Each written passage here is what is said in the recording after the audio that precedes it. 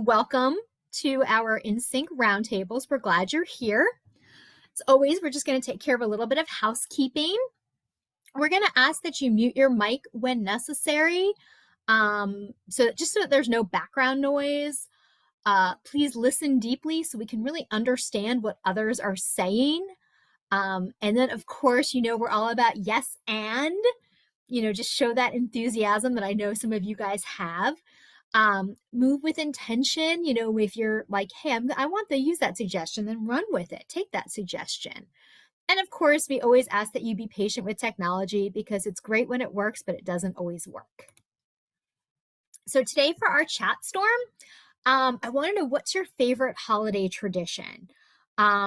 Personally, I love to watch the Macy's parade.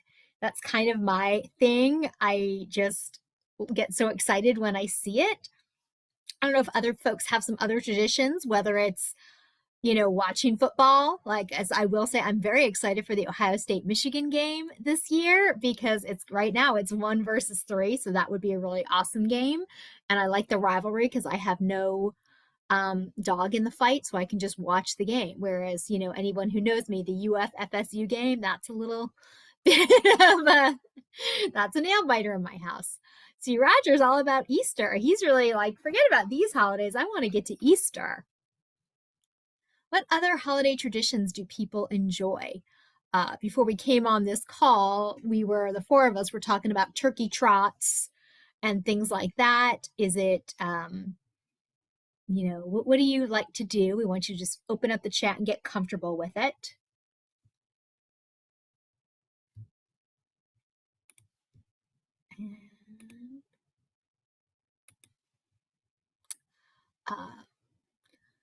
So now also, I do want to, so Judy says, so Kelly says she likes to take the fall family photos.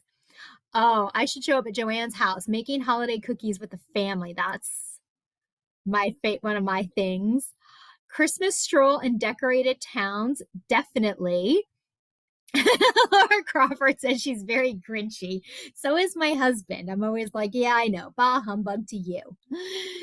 Judy says opening lots of Christmas presents. And Dave says watching the grandchildren opening their presents, which is always fun, I imagine. These are some great traditions. Oh, Barb says the Christmas Eve candlelight service. I bet that's beautiful. I have seen that on TV. And that always looks beautiful. Oh, I bet that's a nice tradition, I bet. Christmas Eve game, says Perry. Now I'm intrigued. Like the reindeer types of games, or these just like charades and things like that, like the old-fashioned parlor games, I wonder.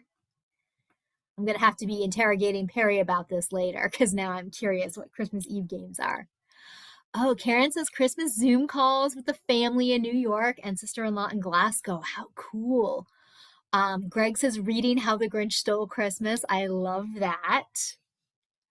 Oh, that's so wonderful. I'm happy just reading all these aloud. I'm so glad. Oh, Polar Express. Yes, that's a great movie.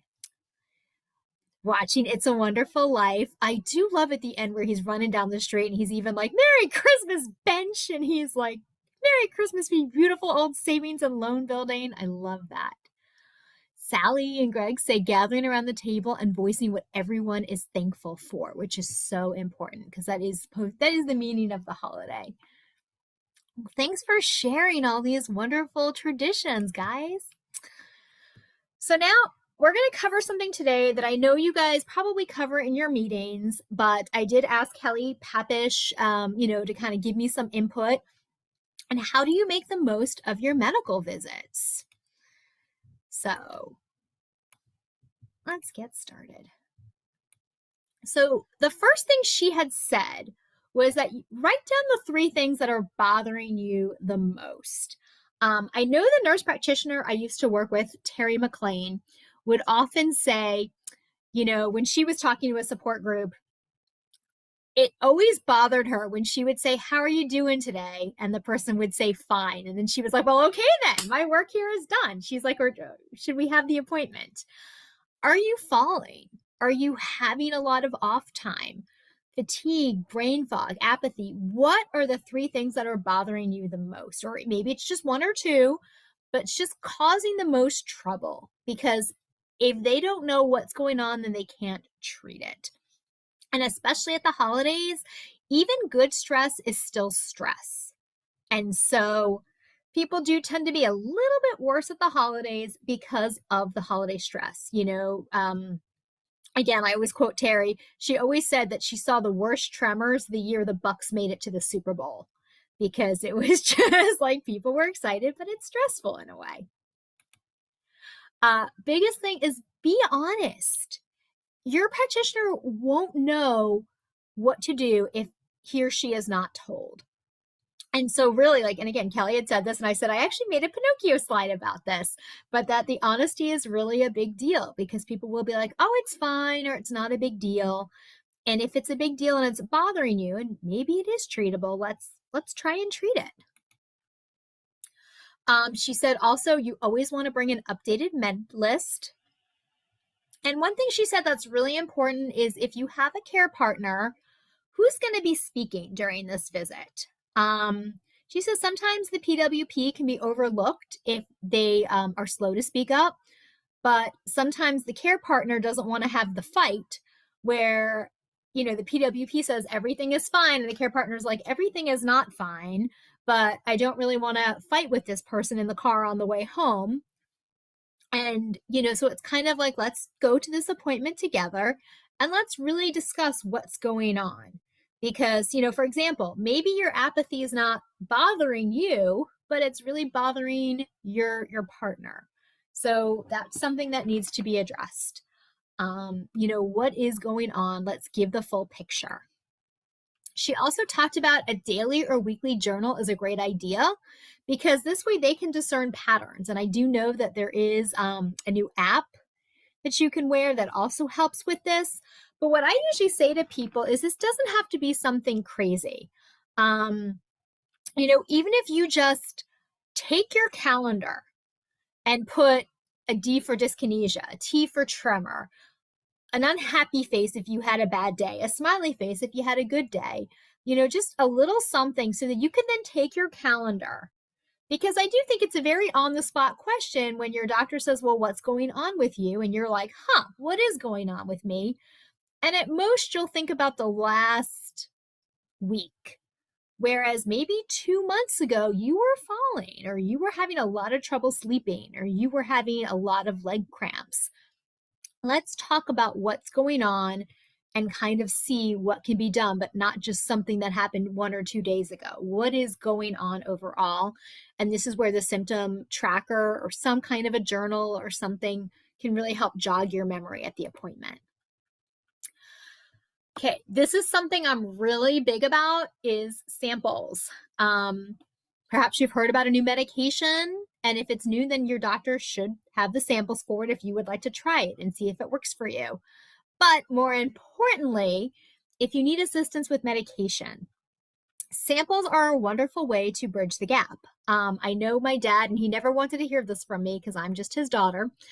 When he was on Cineprel, before it was generic, so whatever it was, brand name, he would fall into the donut hole. And I was like, Dad, you need to ask your cardiologist, who he saw once a quarter. So I'm like 4 times a year, that to give you some samples. And he never wanted to ask, but I'm like, the doctor has samples, and once those samples expire, they have to get thrown out. So it's just a waste. I'm like, ask for the samples. Even if he gives you 2 weeks multiplied by 4 visits a year, I'm like, that's 8 weeks of samples or 2 months. I'm like, that's a big deal. That will keep you potentially out of the donut hole, because now your medication just needs to last you for like 10 months instead of 12, because you had 2 months of samples. And when he eventually did ask, he was like, hey, Eden, this was a good idea. And I'm like, yes, Dad, I know. This is why I suggested it. So I really do encourage it. Now, this is also a big deal. If therapy is prescribed, you have to do your homework. It's not enough to just show up for therapy. You have to, they're probably going to give you exercises to do at home. And even when the therapy ends, you still have to do those exercises. Use it or lose it, and you do have to practice it. Sometimes people will say that they might forget what they went over in the therapy. So I've had people ask if they can tape a session. Most therapists do not object to it. And this way you can kind of watch yourself back. You still get that cheerleading if you really like your therapist, that they're cheering you on still. But then you remember, like, oh yeah, that was the exercise I'm supposed to do. And you have the therapist telling you exactly how to do it. So your form is correct, and that's a good thing. And so now we're going to share with others in your group, you know, what, I mean, again, this is just something that people tend to talk about at meetings. It comes up a lot. And we're going to put you in groups. I'm going to stop sharing. But this tends to come up a lot. And what are you talking about?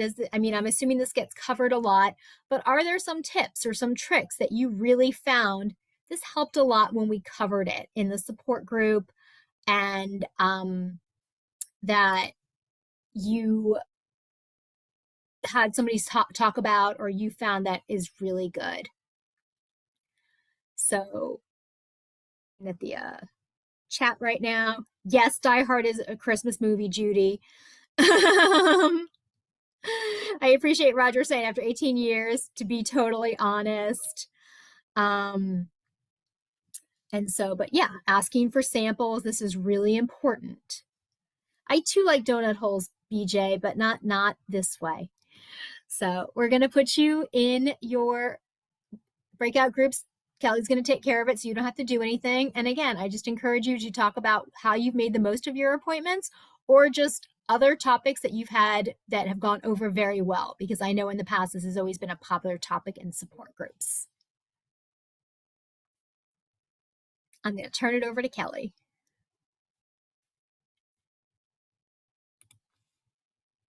We're going to go ahead. This meeting is being recorded. Re-recording. Now I'm going to be nosy, and I'm going to ask, what did everybody talk about? So in room 1, we have BJ, we have Bob, we have Debbie, we have Gail, we have Helena, we have Ian, we have Laura, we have Marge, and we have Rich. Who wants to come off mute and tell us what you guys were talking about? All right, I was the note taker. And okay. So we initially started talking about how you express yourself in the doctor's appointment, and all the different ways that you track. And there were several different apps that were mentioned: Pro PD and PD and Me. And then there's a program, Strive, that could possibly check with your Medtronics rep to see if you can qualify for that. And then we talked about building rapport between you and the doctor, because the more chatty you get, the more things are naturally you communicate back and forth. So you may be able to express some things that you wouldn't in a more sterile environment. So try to build that rapport and become chummy with them. Someone mentioned that they keep a tracker on the kitchen table, and it's a paper copy. And so they keep it there. And then for 3 weeks, 1 day a week prior to the appointment, they'll make notes about when they take the meds, when they eat their meals, when their on and off times are. And so when they go in there, they have something on a piece of paper. And I also shared in the chat before we went to break rooms that when you go into the appointment, have your 3 questions, like you mentioned, the 3 things that are bothering you the most. Have a question written down for each one of them. And when they greet you as they walk in, you say, "Oh, I'm doing great, but I really want to make sure we cover these 3 things before we're done today." And that way it sets the tone for the whole appointment. And Ian said, you have to be your own best advocate, because the doctor is an expert on Parkinson's, but he's not an expert on your Parkinson's. So you have to give them the details on what's going on with you.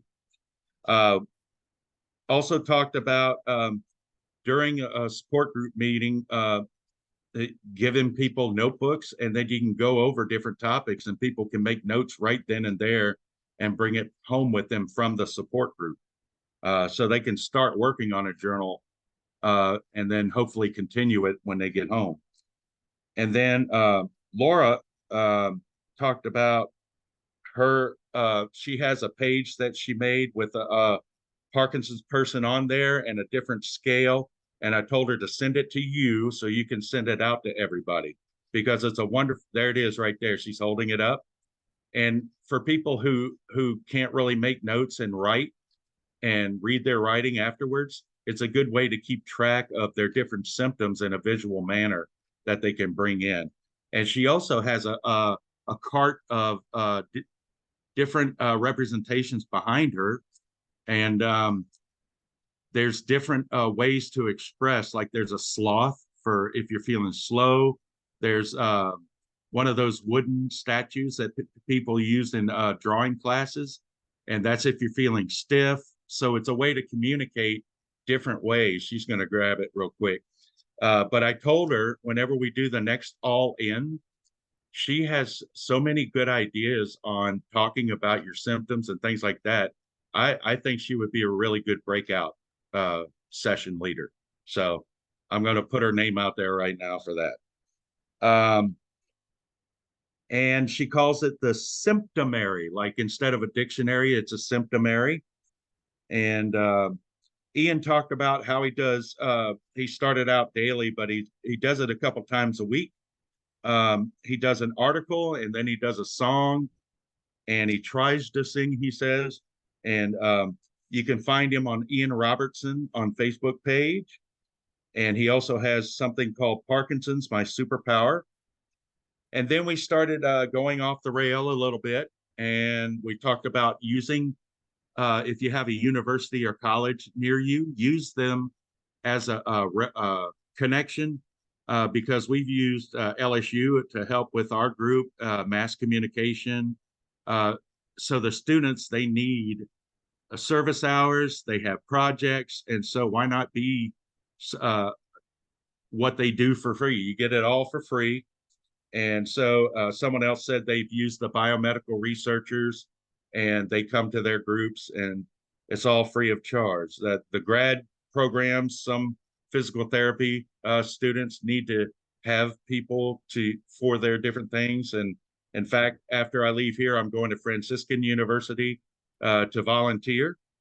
And let's see, Helena, she uses the end of the visit summary that they print out as to make sure she follows the doctor's recommendations.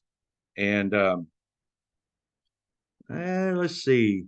Oh, someone else said that they take pictures and videos that they can show the doctor when they're in the doctor's visit. And it also helps for recall. If you have short-term recall issues, if you take a picture and then go back and review your pictures, it may remind you of something you need to follow up with.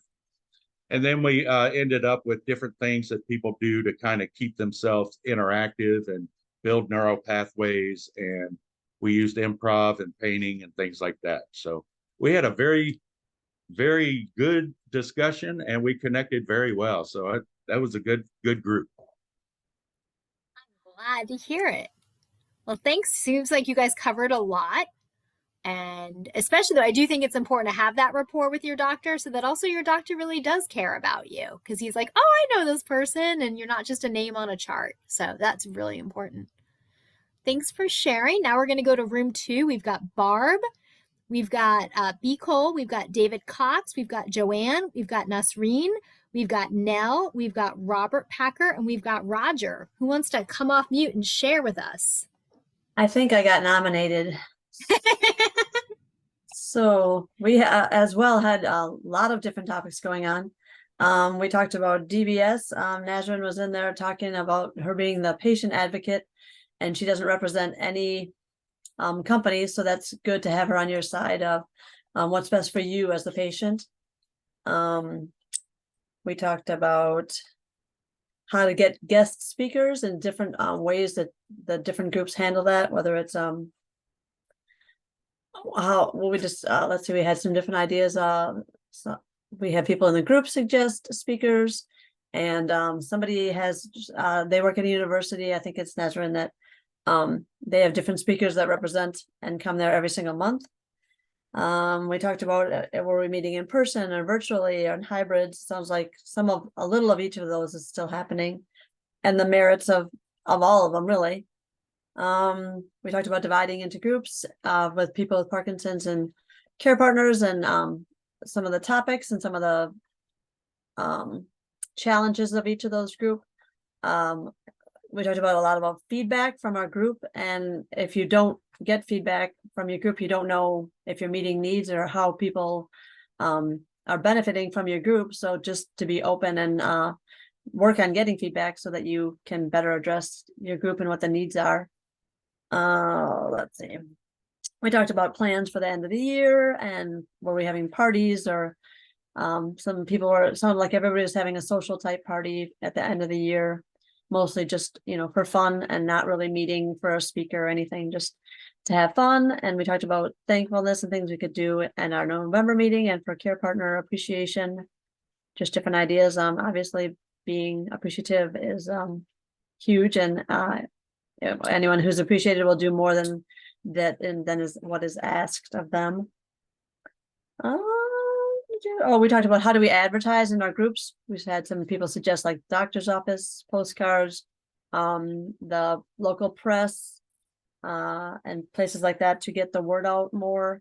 But also just the merits of any group, if it's meeting the needs of a couple people, is still important, and it doesn't always have to be a big group.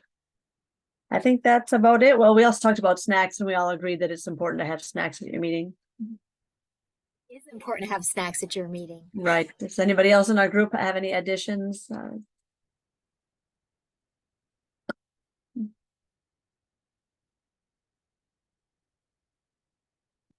appreciate you sharing. I do think. Oh, Roger, you got something? We have expanded. We have people that meet after the meeting for dinner, and a brand new group that meets for lunch before the meeting. I think it's very important to do surveys to get input from the whole group so we don't get stuck in the same thing. Don't be afraid to change. But I do like that sometimes it can just be social. It can be going for a meal. It doesn't always have to be this set activity of the support group. It can be, maybe a book club or something outside, or going for a meal, or maybe taking a class together or something. Putting a smile on your face, no matter what. Yeah, exactly. Putting a smile on your face. That's what's most important. Thanks for sharing room 2. Now we're going to go over to room 3. We have Dave Orlowski, we have Deb Whelan, we have Karen Williams, we have Naomi Estolas, and we have Shabir, who's going to come off mute.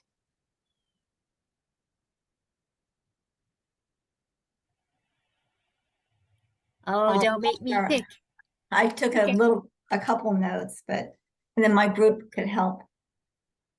We talked a lot about running the meetings or topics during the meeting. We talked about when there's someone or the meeting starts to go negative with talking about negative things, and how do you get them out of that? So we had some different ideas. We had something from Karen, and that was about silver linings. So having people to come and talk and share the positive experiences or things that they've dealt with Parkinson's. And also the seating. Instead of just doing rows, we talked about having circles where you could see, Yeah, have that's eye so contact important. with each other. And let's see. And another thing that was brought up was to not have PowerPoint when you have a guest speaker. That stay away It's kind from of conversational. PowerPoint. Right. And I think a lot of us are doing something like our November meeting is going to be about Thanksgiving and tips. And then at one of the meetings that another person in our group does, at the beginning, they do intros and new people.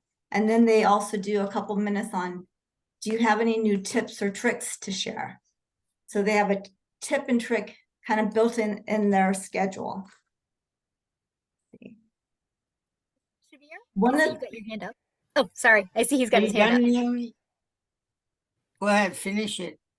Are you done? did you want to add? Yeah, I We just also want, talked about outreach. well, I was saying as far as connecting with the doctor and trying that two things that came up. One is that I have a regular messaging system, or I can share email. So I keep, if I have a long wait, I just keep emailing him. So when I go, I'm not stuck with just everything to report right away. So first ask somebody if your doctor that if there's a way to message or email to continuously. The second thing we mentioned is to have a contact person, because Dave Riviera, who's not here, saying he has trouble even getting to the right MD motor specialist. So there could be actually Sadie join us, and she's not there. So there are a couple of people came that are not there, but she's a contact person in a hospital. I think it's Caesar Sinai, right? Peters. You She's remember? a social worker. Yeah, so she's a coordinator. And so the question is if you can have somebody like that rather than just going directly to the movement disorder specialist or neurologist, you can connect with that person rather than going directly to the neurologist if you don't have connection directly. So that's another. As two other things that I came up as far as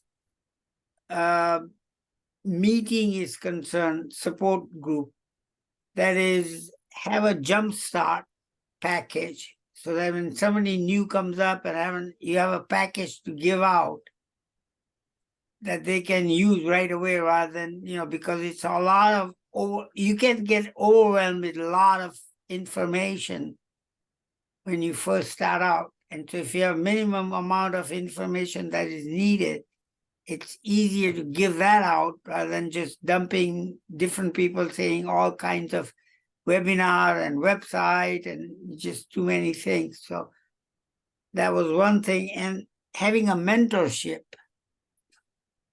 So having a mentor in a PD support group rather than just, so they can have one-on-one connection with the new person with PD. And that helps. So those are some of the things that came up for me. For sure. Naomi, did you have other things you wanted to finish though? We also talked about driving. Oh, yeah. And then like in California, there's a box now when you go renew your license, and do you put, we don't have the answers, but do you check it or not check it? Because there's pros and cons on each. And so like, we want to get someone to come in and just tell us how it works and what we should or shouldn't do about driving, so that was one thing that came up. And then the other thing with the doctors, I had put it in the note or the chat, is that my husband sees me every day.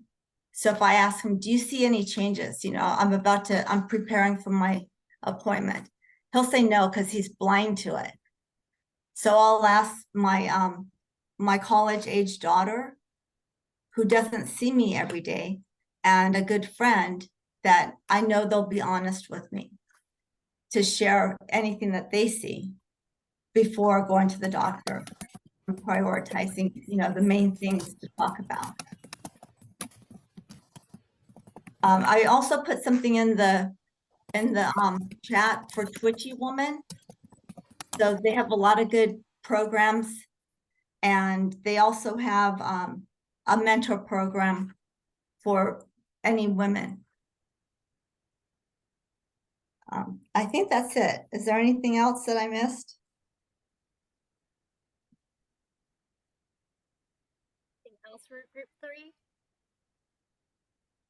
I do encourage everyone to save their chats. If you click on the 3 dots in your open chat, you can save your chat. So this way you'll have the links. And now group 4, that's Greg, Judy, Karen, Myra, Perry, and Sally. Who wants to come off mute? I guess I can start it, but Perry, be prepared to back me up. We did a lot of talking, mostly about DBS, surprisingly. We did share, let me find it here. We did share this packet from the PMD Alliance, which started its rounds before COVID, and then kind of, I guess, during COVID, it sort of lost attention. Eden, I don't know if you know what I'm talking about, but there's this whole booklet on preparing for your doctor visit and keeping track of all your symptoms, and it's several pages. And you can get it from the PMD Alliance, surprisingly. So we did have a conversation about those kinds of things. Several of our members actually were pretty good about tracking this. Greg, was it? I think it was Greg. Yeah. Talked a lot about how he prepares for his 4-hour drive and his visit with his doctor. But we kind of got off into the whole DBS discussion, and kind of got onto that more. We did have a couple of discussions. Most of the problems, sorry, my voice, people are moving and worried about being near several opportunities to move maybe, but they're worried about having access to an MDS. So that was a big issue. But most of it was centered around DBS and how that all works. And Greg had an interesting story about his experience. And I'd like to that was what I found, how the inventive ways people kept in touch with their docs. Greg got to drive 4 hours to see his movement disorder specialist. I can get mine in a phone call or a 15-minute drive. The ways that people keep track of them, of what they need to talk about. So very inventive stuff. This is one of the best breakout sessions I've ever been in. It was a lot of good information.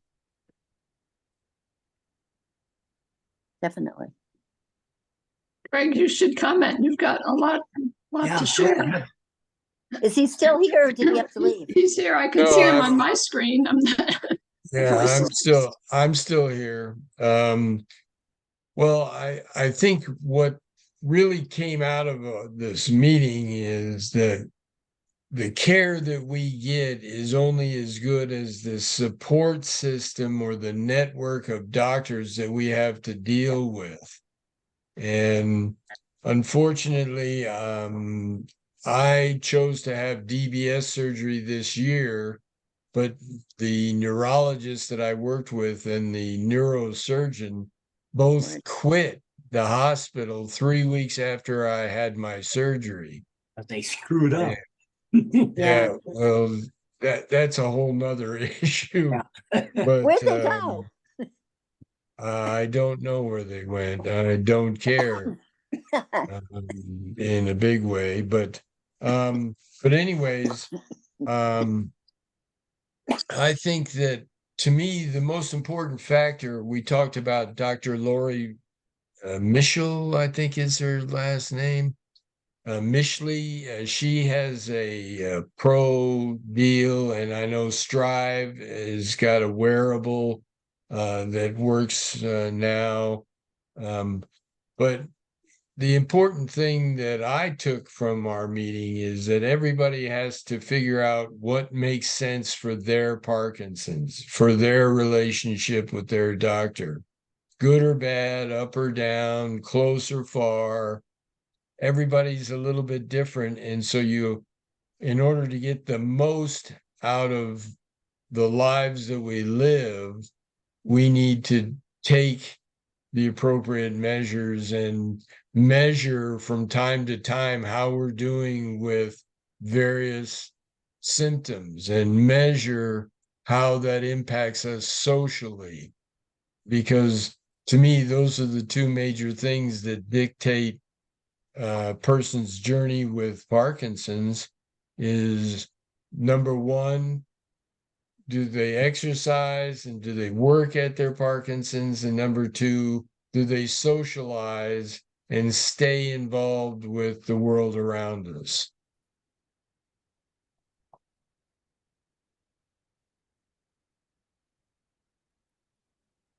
Thank you so much for sharing. I hope everybody, it sounds like you guys had some great breakout rooms, which really just excites me. I love that about this group. I do also, before we wrap up, I want to let everybody know we are taking our show on the road, so to speak. There will be In Sync trainings November 18th in Westfield, New Jersey. So that's the end of this month, actually in about 2 weeks. Then in January, we're heading to Glendale, California for an in-person program. And then we're also going to be in February in Richmond, Virginia.